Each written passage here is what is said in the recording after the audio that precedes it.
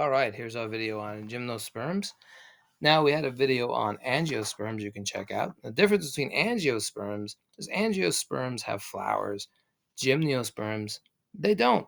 So simple as that. So we get our pen going here. So gymnosperms, they do not. Let's get a better color. Use white. White inside the forest. They do not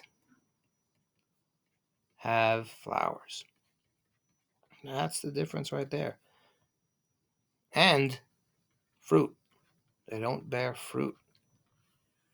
So, you can see all these trees here in the picture. These are evergreens. Evergreens, put a little arrow. The evergreens are the gymnosperms. Evergreen. They're evergreen.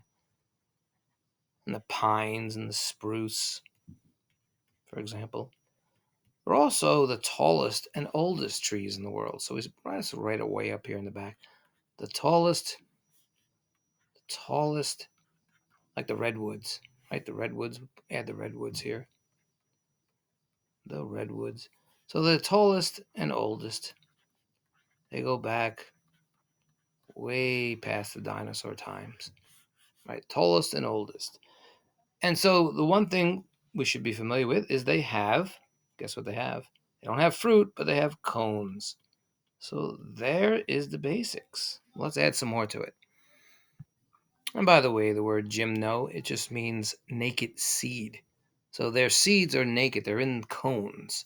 They're born in cones. All right, and here's our chart. If we can look at the angiosperms and the gymnosperms. So again, got our pen going here. Again, we said with the angiosperms, we had in a video on that, they're flowering plants, where the gymnosperms are non-flowering. They are produced in cones, and they have naked seeds inside those cones. And mostly you see them with the evergreens. I said redwoods also. Remember, we said redwoods. We said the pines, the spruce, all that. And they're pollinated by wind. Whereas in the angiosperms, we use animals, because remember, the angiosperms have flowers. And believe it or not, some like the oak tree and the maple tree have flowers. We usually don't see them, right? And we have the squirrels taking away the oak acorn, and also by wind and water with the angiosperms.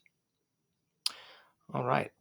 Now, something about the angiosperms is they have harder wood.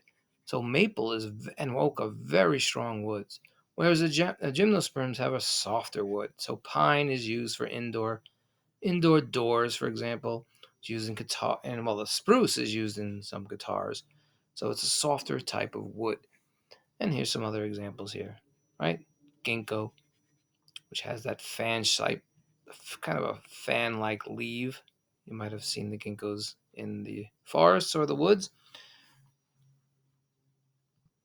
All right, and that's the difference between the angiosperms and the gymnosperms. Remember, the gymnosperms are older. They go back way past the dinosaurs. The angiosperms, we thought, came after the dinosaurs, but now there's evidence that they lived side by side with the dinosaurs, perhaps maybe 90 million years ago. And also with the gymnosperms,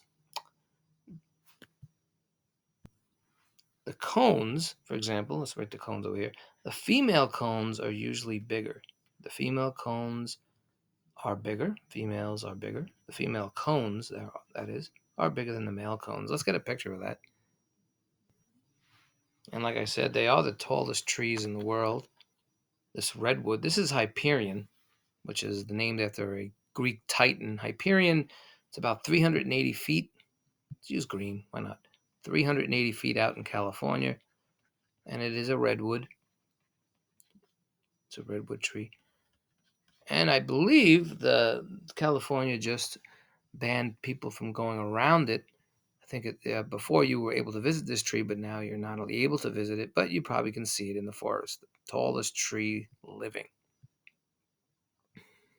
And the last thing, just remember about the gymnosperms is that they don't produce fruit like the angiosperms.